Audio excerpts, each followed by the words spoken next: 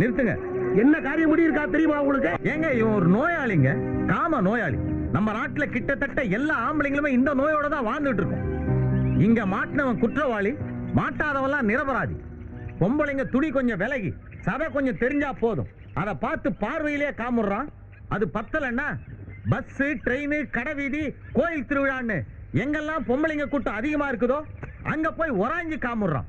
அந்த ஒராஞ்சி காமுறதும் பத்தலன்னா பலாத்காரத்தில் ஈடுபடுறான். இந்த நாட்டில் நடக்கிற 80% குற்றங்களுக்கு இந்த காமம் தான் அடிப்படை அப்படின்னு போலீஸ் ரெக்கார்ட் சொல்லுது. இந்த நாட்டோடைய வளர்ச்சிக்கே மிகப்பெரிய தடையா இருக்கிறதே ஆண்களோட காம நோய் தான். இந்த நேரத்திலேயாவது இந்த மாதிரி நோயாளிகளுக்கெல்லாம் தண்டனை கொடுக்கிறது மட்டுமே யோசிக்காம இந்த நோயிலிருந்து நாமெல்லாம் மீள்றதுக்கும் இந்த நோய் இல்லாம அடுத்த தலைமுறை வளர்றதுக்கும் நாம கொஞ்சம் வெளிப்படையா பேசணும், சிந்திக்கணும். காமத்துல தான் நாம பிறந்தோம், அந்த காமத்துல தான் நம்ம பிள்ளைகளும் பிறந்தாங்க. அப்படி இருக்கும்போது அந்த காமம் எப்படி ஆபாசமானதாகவும் கீழ்த்தரமானதாகவும் வெளியில பேசக்கூடாத விஷயமாகவும் இருக்க முடியும்? நெருப்பை பத்தி நமக்கு நல்லா தெரிஞ்சாதான் அதை அடுப்பெரிக்கலாம், விளக்கெரிக்கலாம். இல்லைன்னா அது வீட்டையே எரிக்கிற மாதிரி தான் காமமும். அந்த காமத்தை பத்தி நாம சரியா புரிஞ்சிக்காதனால தான் இந்த நாட்டை 100 கோடி மக்களால நிரப்பி வச்சிருக்கோம். எல்லா உயிரினங்களுக்குமே பருவம் வந்த உடனே இயற்கையான காமமும் வருது. அப்படி வரும்போது ஐந்தறிவான அந்த உயிரினங்கள் கூட அதுங்கெல்லாம் இணை தேடுறதுக்கும் துணை தேடுறதுக்கும் சுதந்திரம் கொடுக்குது, அனுமதிக்குது. ஆனா மனிதனுக்கு பருவம் வந்து காமமும் வரும்போது அவர்கள் அதை வெளிப்படுத்த கூடாது, அவங்க அதை புரிஞ்சிக்க கூடாது, அவங்க அதை அடக்கணும், ஒடுக்கணுங்கிறது தான் 6 அறிவு படைச்சிருக்கிற இந்த மனுஷன் போட்டுக்கிற சட்டம். இந்த மூட சட்டம் தான் இந்த நோய் இவ்வளவு பெருசா வளர்ந்துருக்கிறதுக்கே காரணம். இந்த நோயை முழுமையா தீர்க்கணும்னா பருவம் வர்ற எல்லாருக்கும் காமத்தை, பாலியல சரியா புரிய வைக்கணும், தெளிவுபடுத்தணும். இந்த கோளாறுகளுக்கெல்லாம் அடிப்படை காரணம் கலாச்சாரம், பண்பாடுங்கிற பேர்ல பெண் இங்க காம பொருளாக உருவாக்கப்பட்டு மறைக்கப்படுறா, ஒழிக்கப்படுறா, பலமா காவல் காக்கப்படுறா. பெண்கள் எங்கேயாவது ஆண்களோட துணி கொஞ்சம் விலகனா அதை பார்த்து காமுறலான்னு நினைக்கிறாங்களா? இல்லைன்னா ஆம்பளைங்க கூட்டம் எங்கெல்லாம் அதிகமா இருக்குதோ அங்க போய் ஒராஞ்சி காமுறலான்னு நினைக்கிறாங்களா? மாட்டாங்க. ஏன்னா சின்ன வயசுல இருந்தே ஆணோடைய உடம்பும் அமைப்பும் வடிவமும் அவங்களுக்கு பழக்கப்படுது, சாதாரணமாக்கப்பட்டிருக்கு. அதனாலதான் அதே மாதிரி தான் ஆண்களுக்கும் பெண்களுடைய உடலை, நிர்வாணத்தை, அமைப்பை அறிமுகப்படுத்தணும், சாதாரணமாக. ஆணுக்கு பெண்ணுடைய உடலும் நிர்வாணமும் சாதாரணமாக்கப்பட்டாதான் ஆண் பெண்ணை தன்னை போலவே சம உரிமையும் மரியாதையும் கொடுக்கப்பட வேண்டிய ஒரு உயிர், உடலுன்னு மதிப்பான், சம உரிமை கொடுப்பான். ஆண்களோட காம பார்வையிலிருந்து பெண்களை நாம விடுதலை செய்யறது தான் பெண்களுக்கு நாம கொடுக்கிற முதல் விடுதலையா இருக்க முடியும். கோட்டார் அவர்களே, இங்க இருக்கிற திரைப்பட இயக்குனர் வேலு பிரபாகரன் தன்னுடைய படத்துல ஒரு பெண்ணை ஆபாசமாவும் நிர்வாணமாவும் படம் பிடிச்சிருக்காரு. பெண்களை தெய்வமாவும் புனிதமாவும் மதிக்கிற இந்த நாட்டில் இந்த மாதிரியான ஆபாச படத்தை தடை செய்யணும்னு கேட்டுக்கொள்கிறேன் யுவரானார். ஐயா, நம்ம நாட்டில் பெண்களை தெய்வமாவும் புனிதமாவும் மதிக்கிறோம் அப்படிங்கிறது பெண்களை நாம தொடர்ந்து ஏமாத்திட்டு வர்றதுக்கு பயன்படுத்துற மிகப்பெரிய ஒரு மோசடி வார்த்தை. இந்த நாட்டுடைய மிகப்பெரிய பதவியான ஜனாதிபதியா கூட ஒரு பெண் தேர்ந்தெடுக்கப்பட்டா அந்த பெண் கணவனுடைய காலில் விழுந்து எழுந்துதான் அந்த பதவியை ஏத்துக்கிறார். பெண்ணை தெய்வமா புனிதமா நாம பார்க்க வேணாம், சக மனுஷியா கூட பார்க்கறது இல்லைங்கிறது தான் உண்மை. நம்ம சமூகம் பெண்ணை வெறும் உடம்பாதான் பார்த்துக்கிட்டு இருக்கு. பெண்ணுடைய தலை முடியிலிருந்து புருவம், கண்ணு, காது, மூக்கு, வாயி, உதடு, கழுத்து, மார்பு, இடுப்பு, தொப்புளு, தொட, காலு, விரலு, நகம்னு பெண்ணுடைய எல்லா உடல் உறுப்புகளையும் காம கிளர்ச்சியூட்டக்கூடிய காம பொருள்களாகவும், பெண்ணையே அந்த காம பொருள்களையெல்லாம் சுமக்கிற ஒரு காம கடையாகவும், பெண்ணுங்கிறது வெறும் உடம்பாவும் நமக்கு போதிக்கப்படுது. அதுவும் பெண்ணுடைய மார்பகங்கள் பெரிய கவர்ச்சி பொருளா உருவாக்கப்பட்டு வியாபார பொருளாவே உலா வந்துகிட்டு இருக்குங்கய்யா. பருவத்துக்கு வர்ற ஆணோடைய சூழ்நிலையை கொஞ்சம் யோசித்து பாருங்க. அவன் கேட்கிற பாடல்கள் எல்லாமே பெண் அங்கங்களை பற்றிய வர்ணனைகள். அவன் பார்க்கிற சினிமாக்கள், கடந்து போற சுவரொட்டிகள், படிக்கிற பத்திரிகைகள், இவைகள் எல்லாமே பெண் அங்கங்களை கவர்ச்சிகரமா அவனுக்கு காட்டி அவனுக்குள்ள ஒரு பெரிய ஏக்கத்தை ஏற்படுத்தி அவன் தீராத அவஸ்தைக்கும் சித்திரவதைக்கும் உள்ளாக்கப்படுறான். தம் பார்வையாலேயே எல்லா பெண்களையும் பாலியல் பலாத்காரம் செய்ய ஆரம்பிக்கிறான். இந்த மனநிலையோட உச்ச கட்டமா பல கள்ளத்தனங்களை பயன்படுத்தி மிக இழிவான தர குறைவான வழிகள் எல்லாம் பெண்ணுடைய உடலை பார்க்கணுங்கிற முயற்சியில ஈடுபடுறான். பார்க்கவும் செய்யறோம். இந்த நவீன விஞ்ஞான உலகத்துல கூட ஒரு உடலை பார்க்கறதுக்காக தொடர்ந்து ஒரு கீழ்த்தரமான கள்ளத்தனமான சமூகத்தை நமக்கு தெரிஞ்சே நாம உருவாக்கிக்கிட்டு இருக்கிறோம். அப்படிங்கிறதே நம்முடைய சமூகத்துக்கும் கலாச்சாரத்துக்கும் மிகப்பெரிய அவமானம். பெண்ணுடைய உடலை பார்க்கணுங்கிறதுக்காகவே காதலுங்கிற சூழல சிக்கி வாழ்க்கையை இழந்துகிட்டு இருக்கிறவன், இழக்க போகிறவன் பல கோடி பேர். அடுத்த தலைமுறையாவது கள்ளத்தனம் இல்லாத ஒரு நேர்மையான சமூகமா நாம உருவாக்கணும்னா பருவத்துக்கு வர்ற ஆண்களுக்கு பெண்ணுடைய உடலை தெளிவுபடுத்தணும்.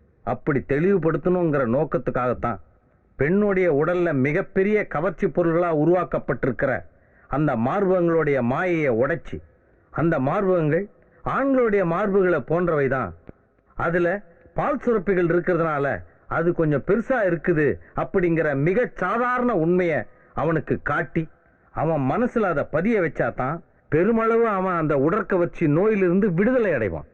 அது மட்டுமில்ல, மனித இனத்தோடைய 2 வகையான உடல்ல ஒரு உடல் இன்னொரு உடலை பத்தி தெரிஞ்சுக்கிறதுல எந்த தவறுமே இல்லைன்னு நான் நினைக்கிறேன். சாவறதுக்கு நீ பயப்படுறியா? இல்ல, சாவுதான் நம்மளை ஒன்னா சேர்க்க போதுன்னா அந்த சாவை நடிச்ச எனக்கு சந்தோஷம்தான்.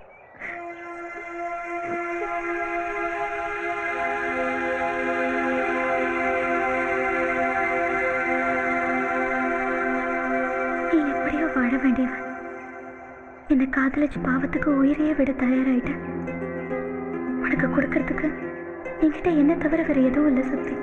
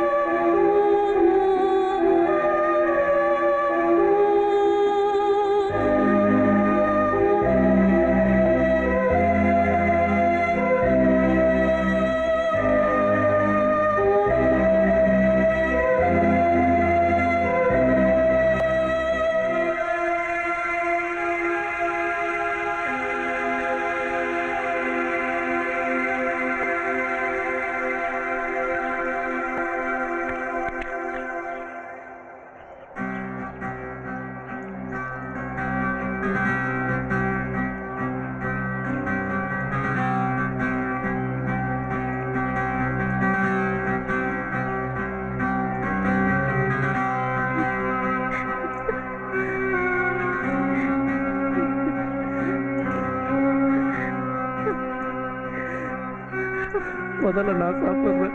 நான் சாப்பிடுறேன் சக்தி. ப்ளீஸ், நான் சாப்பிடுறேன். நான் முதல்ல சாப்பிடுறேன். நான் உனக்கு ஊட்டுறேன், நீ எனக்கு ஊட்டி விடு. ஒரு காலத்துல இந்த கோயில் 6 கால பூஜை, அபிஷேகம், யாகம்னு ஓஹோன்னு இருந்திருக்கும்டா. அருமையான இடம்டா. தமிழன் எவ்வளவு அறிவோடவும் எவ்வளவு திறமையோடையும் வாழ்ந்துருந்துக்கிறான் பாரு.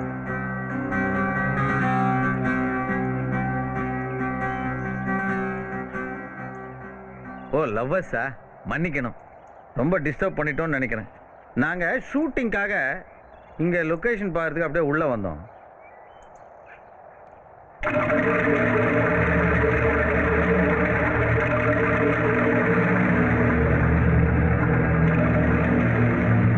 இது என்ன விஷயம்? நீங்கள் கலக்கி வச்சதா? வாங்க வாங்க, வெளியே வாங்க. செத்து போயிருப்பீங்களாடா? படிக்கிற பசங்க மாதிரி தெரியுது.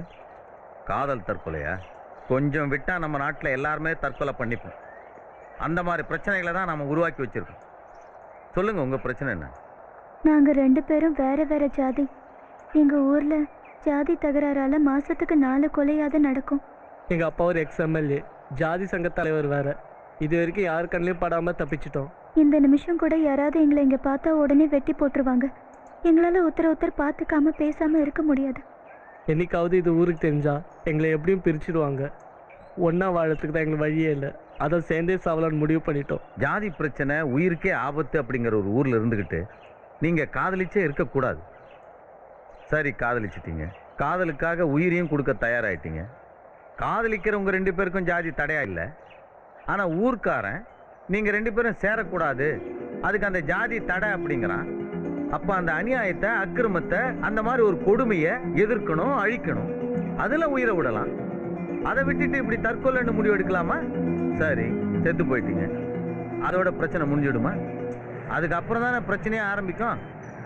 உங்கள் அப்பா வேறு எக்ஸ்எம்எல்ஏ, ஜாதி சங்க தலைவருங்கிற, என் பையன் செத்ததுக்கு அந்த பொண்ணு ஜாதிக்காரங்க தான் காரணம்னு சொல்லி அந்த பக்கம் ஒரு 100 பேரை காலி பண்ணுவானே. பதிலுக்கு அவங்க உங்கள் ஜாதி ஆளுங்களை 10 பேரை காலி பண்ண மாட்டாங்க. ரத்த கலரியாகி ஊரே சுடுகாட்டில போய் நிற்கும். காதலிக்கிறது ஒவ்வொரு மனுஷனோட பிறப்புரிமை.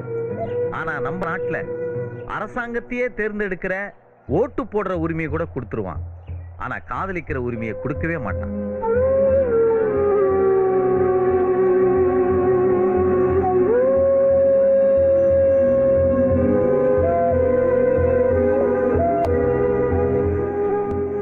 இது வரைக்கும் நான் சொன்னதெல்லாம் உங்களுக்கு புரிஞ்சிருக்கும்னு நினைக்கிறேன். உண்மையாவே உங்க காதல் ஜெயிக்கணும்னா நீங்க சுயமா சம்பாதிச்சு சொந்த காலில் நின்று உங்க குடும்பம், ஜாதி, ஊரு அவங்களுடைய எதிர்ப்பையெல்லாம் சமாளிச்சு வாழ முடியுங்கிற நிலைமை வர்ற வரைக்கும் நீங்க ஒருத்தருக்கு ஒருத்தர் காத்துக்கிட்டு இருக்கிறது தான் நல்லது. வரட்டுங்களா? வா குட்டப்பா.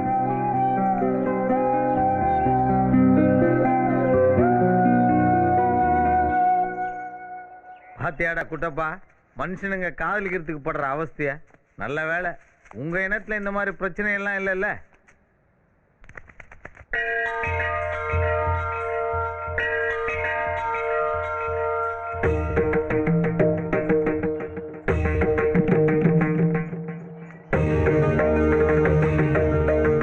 ராணி, இங்க இருக்க எல்லா சாமிங்க சாட்சியா நான் உன் கழுத்துல தாலி கட்டினேன்.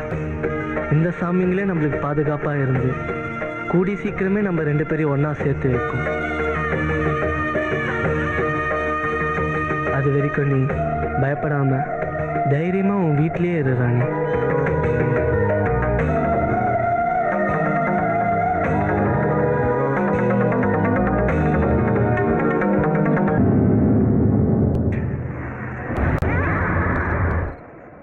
நாம முன்னேறாம இருக்கிறதுக்கு சாதிங்க இன்னொரு பெரிய காரணமா இருக்குது. கடவுள் தான் மனுஷனுங்களை சாதிகளா பிரிச்சான்னு வேற சொல்றாங்க. கடவுளே இல்லைன்னா சாதிங்க எப்படி இருக்க முடியும்?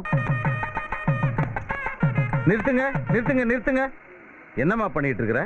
ஐயா, இவர் வேலை இல்லாம இருக்காரு. வேலை கிடைக்கணுங்கிறதுக்காக 108 தேங்காய் உடைச்சு வேண்டுதல் நடத்தினா வேலை கிடைக்கும். நாங்க இந்த பாத்தியாமா, இந்த கோயில்ல பரம்பரை பரம்பரையா உட்காந்துருக்காங்களே பிச்சைக்காரங்க, அவங்க காலையில நட திறந்ததுல இருந்து நட மூடுற வரைக்கும் அந்த கடவுள் பேரை சொல்லிக்கிட்டு பிச்சைக்காரங்களாவே வாழ்ந்துகிட்டு இருக்காங்க.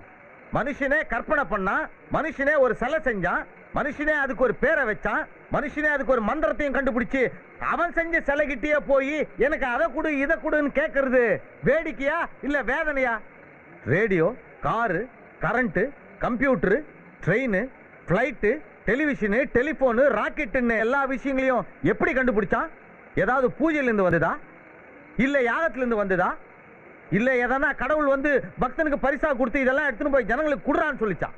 இல்ல, அறிவால, விஞ்ஞானத்தால, தன் சுய சிந்தனையால இதெல்லாம் கண்டுபிடிச்சான். சிலை செய்யறது, கும்பாபிஷேகம் நடத்துறது, அதுக்கு காவடி தூக்குறது, அந்த சாமி பழசா போச்சுன்னா புது சாமியை உருவாக்குறது. இப்படி சாமியை உருவாக்கிக்கிட்டே 2000 வருஷமா இருந்தமே, ஏதாவது முன்னேறணுமா? ஒரு பிடி விதை நெல்லை எடுங்க, அந்த விதை நெல்லை எடுத்து பாறை மேல மண் இல்லாம தண்ணி இல்லாம போட்டு பெரிய பூஜாரிங்க வேத மந்திரம் சொல்லட்டும், பெரிய பாதிரியாருங்க பைபிளை படிக்கட்டும், மௌலானா குரானை ஓதட்டும், தண்ணி இல்லாம மண் இல்லாம அந்த கல்லு மேல இருக்கிற விதை முளைக்குமா? ஆனா அதே விதை நெல்லை எங்கிட்ட கொடுங்க, அதையே எடுத்து நான் கடவுள் இல்ல கடவுள் இல்லைன்னு சொல்லி மண்ணில் போடுறேன், கடவுள் இல்ல அப்படின்னு தண்ணியை ஊத்துறேன், அது முளைக்குமே? இதுல இருந்தே தெரியல உங்களுக்கு கடவுளால எதுவுமே முடியாதுன்னு? எதுவுமே தராத தர முடியாத இல்லவே இல்லாத கடவுளுக்காக நாம எவ்வளவு பொருளையும் பணத்தையும் நேரத்தையும் உழைப்பையும் வீணாக்கிக்கிட்டு இருக்கோம். வாங்க வணக்கம். உங்களை தான் சந்திக்கணும்னு நினைச்சுக்கிட்டே இருந்தேன். பகவான் ஆத்மஸ்வரூபம்னு சொல்லுவா. அதையே சமஸ்கிருதத்துல பரபிரம்மம்னு சொல்லுவா. தமிழ்ல பரம்பொருள்னு சொல்லுவா. இந்த பிரம்மம் தான் ஒவ்வொரு ஜீவாத்மாக்குள்ளேயும் பரமாத்மாவா ஜீவிச்சிட்டு இருக்கு. ஐயா, கடவுளை காப்பாத்திட்டு இருக்கிறவங்களே நீங்க. நீங்க கடவுள் இல்லைன்னு சொல்ல போறது இல்ல, நானும் கடவுள் இருக்குதுன்னு ஒத்துக்க போறது இல்ல. ஏன் நம்ம 2 பேர் நேரத்தையும் ஒருத்தர் வீணாக்கிக்கிட்டு? ஆனா நான் ரொம்ப நாளாவே உங்ககிட்ட ஒரு கேள்வி கேட்கணும்னு இருந்தேன். அதாவது, ஒரு காலத்துல வெள்ளையா இருந்தவன் உயர்ந்தவனும் கருப்பா இருக்கிறவன் தாழ்ந்தவனும் சொல்லிட்டு இருந்தாங்க. ஆனா காலப்போக்கில் என்ன ஆச்சு? வெள்ளையா இருக்கிற உயர்ந்த ஜாதின்னு சொல்லிக்கிட்டு இருக்கிற உங்க இனத்திலையும் கருப்பா மக்கள் பிறக்க ஆரம்பிச்சிட்டாங்க. கருப்பா தாழ்ந்த இனம்னு சொல்லிக்கிட்டு இருந்த எங்க இனத்திலையும் வெள்ளையா மக்கள் பிறக்க ஆரம்பிச்சிட்டாங்க. அப்ப உங்க இனம் எங்க இனத்திலையும் எங்க இன மக்கள் உங்க இனத்திலையும் காலங்காலமா ஆயிரக்கணக்கான வருஷமா கலந்து இன்னைக்கு ஒவ்வொரு வீட்லயும் வெள்ளையாவும் கருப்பாவும் மக்கள் பிறக்க ஆரம்பிச்சிட்டாங்க. இப்ப உயர்ந்த ஜாதிக்கு தலைவரா இருக்கிற நீங்க அப்படி ஒரு உயர் ஜாதின்னு ஒண்ணு இல்லடான்னு சொல்லிட்டு அந்த இனத்துக்குண்டான ஜாதிக்குண்டான அடையாளங்கள் எல்லாம் அறுத்துட்டீங்கன்னா அடுத்து இருக்கிற ஜாதிக்காரங்கெல்லாம் கூட ஜாதியை விட்டுருவாங்க. அப்ப இந்த சமூகமே ஒன்னாகி நம்ம நாடு வேகமா முன்னேறிடும். கடவுள் தான் இல்லைன்னு சொல்ல மாட்டீங்க, ஆனா ஜாதிகள் இல்லைன்னு சொல்லாம ஐயா. இது காலம் காலமா நமது பெரியவாள்லாம் கடைபிடிச்சிட்டு வர ஆச்சார அனுஷ்டானங்கள். இது பகவான் படைச்சது. பாவாத்மாக்களுக்கு புரியாது, உணர்த்தவும் முடியாது. நாம முன்னேறாம இருக்கிறதுக்கு சாதிங்க இன்னொரு பெரிய காரணமா இருக்குது. கடவுள் தான் மனுஷனுங்களை சாதிகளா பிரிச்சான்னு வேற சொல்றாங்க. கடவுளே இல்லைன்னா சாதிங்க எப்படி இருக்க முடியும்? நிறுத்துங்க நிறுத்துங்க நிறுத்துங்க. என்னம்மா பண்ணிட்டு இருக்கிற? ஐயா, இவர் வேலை இல்லாம இருக்காரு. வேலை கிடைக்கணுங்கிறதுக்காக 108 தேங்காய் உடைச்சு வேண்டுதல் நடத்தினா வேலை கிடைக்கும். நாங்க இந்த பாத்தியாமா, இந்த கோயில்ல பரம்பரையா உட்காந்துருக்காங்களே பிச்சைக்காரங்க, அவங்க காலையில நட திறந்ததுல இருந்து நட மூடுற வரைக்கும் அந்த கடவுள் பேரை சொல்லிக்கிட்டு பிச்சைக்காரங்களாவே வாழ்ந்துகிட்டு இருக்காங்க. மனுஷனே கற்பனை பண்ணா, மனுஷனே ஒரு சிலை செஞ்சான், மனுஷனே அதுக்கு ஒரு பேரை வச்சான், மனுஷனே அதுக்கு ஒரு மந்திரத்தையும் கண்டுபிடிச்சு அவன் செஞ்ச சிலைகிட்டே போய் எனக்கு அதை கொடு இதை கொடுன்னு கேட்கறது வேடிக்கையா இல்ல வேதனையா? Radio, car, current, computer, train, flight, television, telephone, ராக்கெட்டுன்னு எல்லா விஷயங்களையும் எப்படி கண்டுபிடிச்சான்? ஏதாவது பூஜையிலிருந்து வந்ததா? இல்ல யாகத்திலிருந்து வந்ததா? இல்ல எதனா கடவுள் வந்து பக்தனுக்கு பரிசா கொடுத்து இதெல்லாம் எடுத்துன்னு போய் ஜனங்களுக்கு குடுறான்னு சொல்லிச்சான்? இல்ல, அறிவால விஞ்ஞானத்தால தன் சுய சிந்தனையால இதெல்லாம் கண்டுபிடிச்சான். சிலை செய்யறது, கும்பாபிஷேகம் நடத்துறது, அதுக்கு காவடி தூக்குறது, அந்த சாமி பழசா போச்சுன்னா புது சாமியை உருவாக்குறது. இப்படி சாமியை உருவாக்கிக்கிட்டே 2000 வருஷமா இருந்தோமே, ஏதாவது முன்னேறணுமா? ஒரு பிடி விதை நெல்லை எடுங்க, அந்த விதை நெல்லை எடுத்து பாறை மேல மண் இல்லாம தண்ணி இல்லாம போட்டு பெரிய பூஜாரிங்க வேத மந்திரம் சொல்லட்டும், பெரிய பாதிரியாருங்க பைபிளை படிக்கட்டும், மௌலானா குரானை ஓதட்டும், தண்ணி இல்லாம மண் இல்லாம அந்த கல்லு மேல இருக்கிற விதை முளைக்குமா? ஆனா அதே விதை நெல்லை எங்கிட்ட கொடுங்க, அதையே எடுத்து நான் கடவுள் இல்ல கடவுள் இல்லைன்னு சொல்லி மண்ணில் போடுறேன், கடவுள் இல்ல அப்படின்னு தண்ணியை ஊத்துறேன், அது முளைக்குமே? இதுல இருந்தே தெரியல உங்களுக்கு கடவுளால எதுவுமே முடியாதுன்னு? எதுவுமே தர முடியாத இல்லவே இல்லாத கடவுளுக்காக நாம எவ்வளவு பொருளையும் பணத்தையும் நேரத்தையும் உழைப்பையும் வீணாக்கிக்கிட்டு இருக்கோம். வாங்க வணக்கம். உங்களை தான் சந்திக்கணும்னு நினைச்சுக்கிட்டே இருந்தேன். பகவான் ஆத்மஸ்வரூபம்னு சொல்லுவா. அதையே சமஸ்கிருதத்துல பரபிரம்மம்னு சொல்லுவா. தமிழ்ல பரம்பொருள்னு சொல்லுவா. இந்த பிரம்மம் தான் ஒவ்வொரு ஜீவாத்மாக்குள்ளேயும் பரமாத்மாவா ஜீவிச்சிட்டு இருக்கு. ஐயா, கடவுளை காப்பாத்திட்டு இருக்கிறவங்களே நீங்க. நீங்க கடவுள் இல்லைன்னு சொல்ல போறது இல்ல, நானும் கடவுள் இருக்குதுன்னு ஒத்துக்க போறது இல்ல. ஏன் நம்ம 2 பேர் நேரத்தையும் ஒருத்தர் வீணாக்கிக்கிட்டு? ஆனா நான் ரொம்ப நாளாவே உங்ககிட்ட ஒரு கேள்வி கேட்கணும்னு இருந்தேன். அதாவது, ஒரு காலத்துல வெள்ளையா இருந்தவன் உயர்ந்தவனும் கருப்பா இருக்கிறவன் தாழ்ந்தவனும் சொல்லிட்டு இருந்தாங்க. ஆனா காலப்போக்கில் என்ன ஆச்சு? வெள்ளையா இருக்கிற உயர்ந்த ஜாதின்னு சொல்லிக்கிட்டு இருக்கிற உங்க இனத்திலையும் கருப்பா மக்கள் பிறக்க ஆரம்பிச்சிட்டாங்க. கருப்பா தாழ்ந்த இனம்னு சொல்லிக்கிட்டு இருந்த எங்க இனத்திலையும் வெள்ளையா மக்கள் பிறக்க ஆரம்பிச்சிட்டாங்க. அப்ப உங்க இனம் எங்க இனத்திலையும், எங்க இன மக்கள் உங்க இனத்திலையும் காலங்காலமா ஆயிரக்கணக்கான வருஷமா கலந்து இன்னைக்கு ஒவ்வொரு வீட்லயும் வெள்ளையாவும் கருப்பாவும் மக்கள் பிறக்க ஆரம்பிச்சிட்டாங்க. இப்ப உயர்ந்த ஜாதிக்கு தலைவரா இருக்கிற நீங்க அப்படி ஒரு உயர் ஜாதின்னு ஒண்ணு இல்லடான்னு சொல்லிட்டு அந்த இனத்துக்குண்டான ஜாதிக்குண்டான அடையாளங்கள் எல்லாம் அறுத்துட்டீங்கன்னா அடுத்து இருக்கிற ஜாதிக்காரங்கெல்லாம் கூட ஜாதியை விட்டுருவாங்க. அப்ப இந்த சமூகமே ஒன்னாகி நம்ம நாடு வேகமா முன்னேறிடும். கடவுள் தான் இல்லைன்னு சொல்ல மாட்டீங்க, ஆனா ஜாதிகள் இல்லைன்னு சொல்லாம ஐயா. இது காலம் காலமா நமது பெரியவாள்லாம் கடைபிடிச்சிட்டு வர ஆச்சார அனுஷ்டானங்கள். இது பகவான் படைச்சது. பாவாத்மாக்களுக்கு புரியாது, உணர்த்தவும் முடியாது.